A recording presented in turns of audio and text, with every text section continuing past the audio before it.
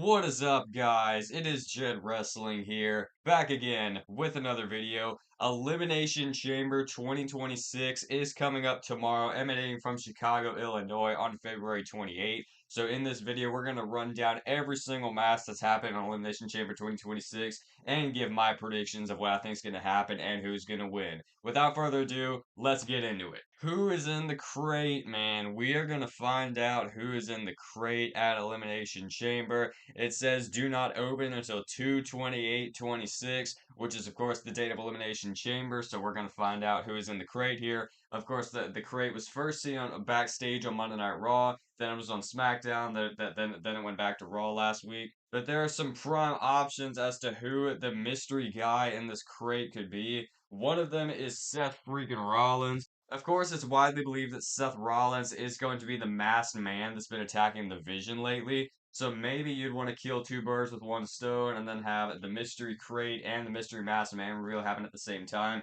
and have it both be Seth Rollins. But I don't really know. I feel like they're going to save the Seth Rollins reveal for the masked man reveal, and I don't think he's going to be in the crate.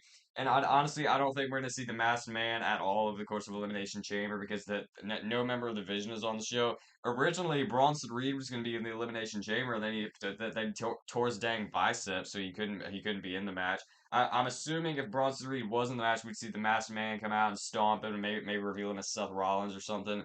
But that's obviously not going to happen now because of Bronson Reed's injury. The second prime option is Chris Jericho, and honestly, my hopes up for Chris Jericho coming back have really died down as of late because I'm like, wait a minute, we really do not have any concrete evidence that he's out of AEW or that he's even interested in going back to WWE. This entire rumor began just because he liked a fan's Instagram post about urging him to come back to WWE or whatever it was.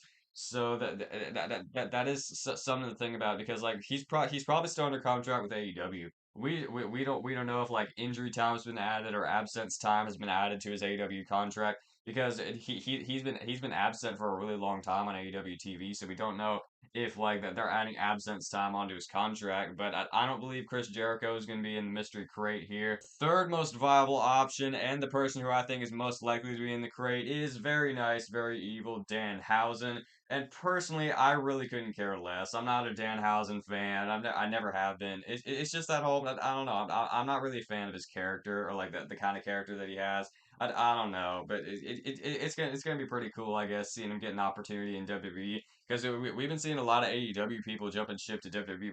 We had Royce Keys, we had of course the Lucha Bros over the course of last year, and then here is Danhausen coming into WWE. That's all right, I guess. Moving into matches next, we have the Women's Elimination Chamber match. Winner goes on to challenge Jade Cargill for the Women's Championship at WrestleMania. We have Tiffany Stratton, Asuka, Alexa Bliss, Rhea Ripley, Kiana James, and Raquel Rodriguez. Kiana James has been given a top spot to show her abilities as of late, and honestly, I really don't know why she'd qualify for this match over Charlotte Flair and Io Sky and people who didn't qualify for this match.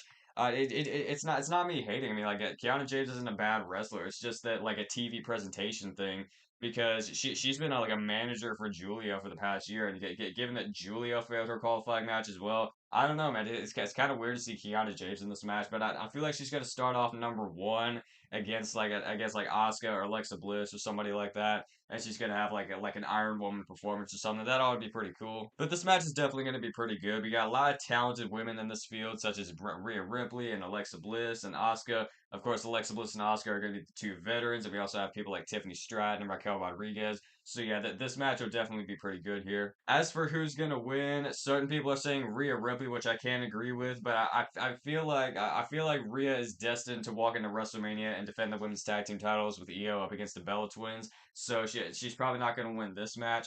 As for who I think is gonna win, I think it's gonna be Tiffy time. Tiffany Stratton. Am I super interested in seeing her versus Jade Cargill again at WrestleMania? Not really. It's not as bad as Cody and Drew. They haven't run this into the ground as much as they have Cody and Drew. But I just feel like we've seen that match quite a few times, and it would be cool to see something fresh at WrestleMania. Maybe pull out a shock victory, like maybe Raquel Rodriguez or even Asuka or Alexa Bliss going to WrestleMania to challenge Jade. That would be pretty cool. I have the feeling that they expected Bianca Belair back for WrestleMania, and that's why they were holding off on building up any feuds for Jade Cargill. But then, like now Bianca Belair just had her finger surgery, so she's obviously not going to be back in time for WrestleMania, at least in a wrestling capacity. So that match ain't gonna happen. So they kind of scrambled to find someone else. So my final prediction is going to be Tiffany Stratton. I'm a true real man. Feel it in the motion. The antidote emotion. Get Wilson, baby. No one can top it. Feminine fire. Yeah, I'm the topic. The men's elimination chamber match coming up next. The winner faces Drew McIntyre for the WWE Championship at WrestleMania. We got Cody Rhodes, Randy Orton, LA Knight, Trick Williams, Javon Evans, and main event Jey Uso. I definitely like the field they got going on here, man. They got a good mix of veterans in there with the young blood, like LA Knight and Trick Williams and Javon Evans.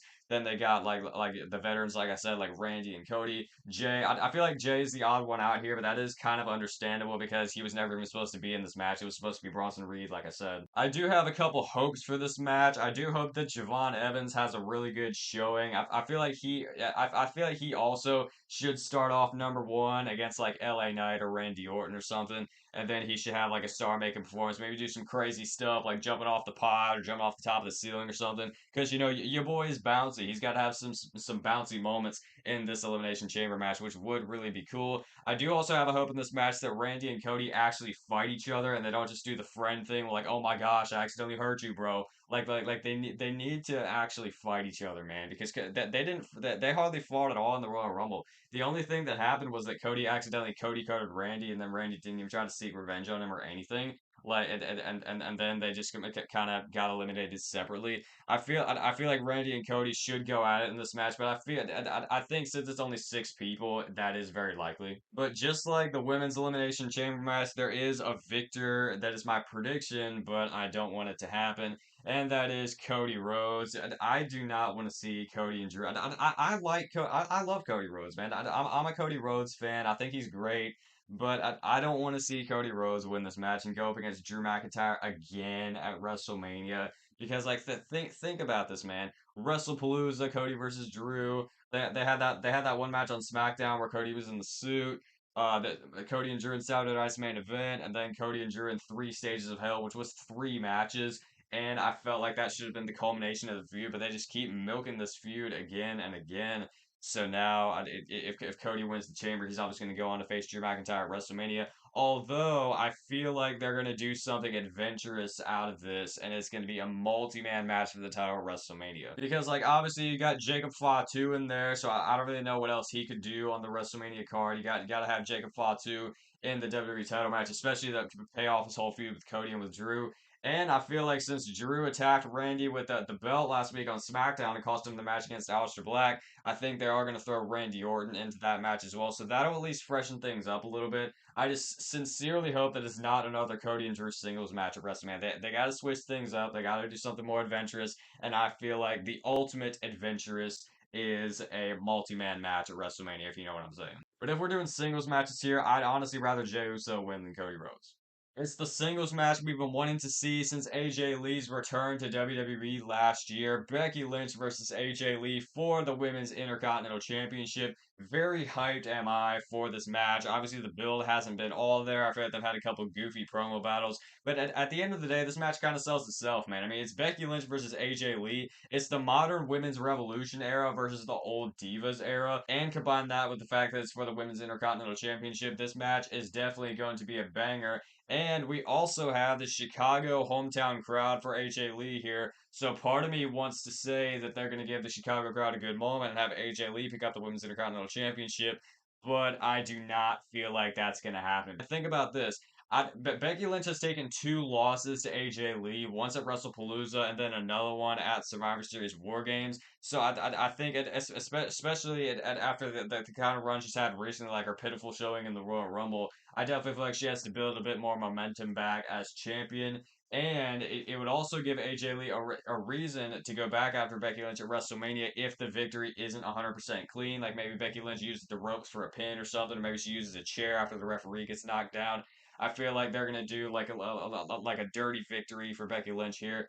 to give AJ Lee a reason to want a rematch, and then they go back at it at WrestleMania where AJ Lee would win. But my prediction for this match is going to be Becky Lynch. She is going to retain the Women's IC Championship. Honestly, it's a bit of a long shot, but I feel like this match is going to be the one to main event Elimination Chamber 2026. I'm calling it right now. CM Punk versus Finn Balor for the World Heavyweight Championship because, of course, the Chicago crowd, they're going to want to give CM Punk the spotlight in the main event of Elimination Chamber.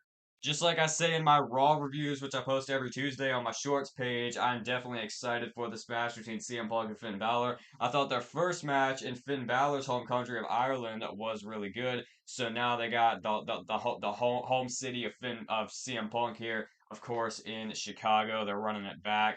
Finn Balor looking to embarrass CM Punk in his hometown. An interesting layer in this match that I see a few people theorizing online. Could we see the Demon make a return here? Honestly, no. I think Finn Balor's just going to enter this match unpainted, regular old Prince Finn Balor to go up against CM Punk here. Because, like, think about this. I feel like if he does put the Demon paint on, that kind of makes him have to win, especially judging by the Demon's past performances against, like, Roman Reigns and Edge, where he lost in pretty bad fashion. I feel like he would have to pick up the victory over CM Punk if he put on the Demon paint. So, but by that logic, I don't think he's going to bring back the Demon here because Finn Balor is not winning this match, guys. I'm sorry. Finn Balor is not winning this match up against CM Punk. They've already built up the story of CM Punk versus Roman Reigns in the singles match at WrestleMania 42. I don't think Finn Balor wins the title here. I don't think Finn Balor is entering that match to make it a triple threat or anything. I feel like Finn Balor is destined to face Dominic Mysterio for the IC title at WrestleMania. That is when he's going to bring the Demon back and he's going to win the IC title. And babyface Finn Balor is going to be on fire again, just like freaking 2017, man. It's going to be awesome. But my final prediction for this match is going to be the best in the world, CM Punk, and he carries that World Heavyweight Championship into WrestleMania 42 up against Roman Reigns. Those have been my predictions for WWE Elimination Chamber 2026 in Chicago, Illinois. I really hope you guys enjoyed. Please let me know what you think down in the comments down below, as well as your personal predictions for Elimination Chamber 2026. Please let me know your winners and losers and what you think is going to happen at Elimination Chamber. But I will see you guys next time. Jed Wrestling, out.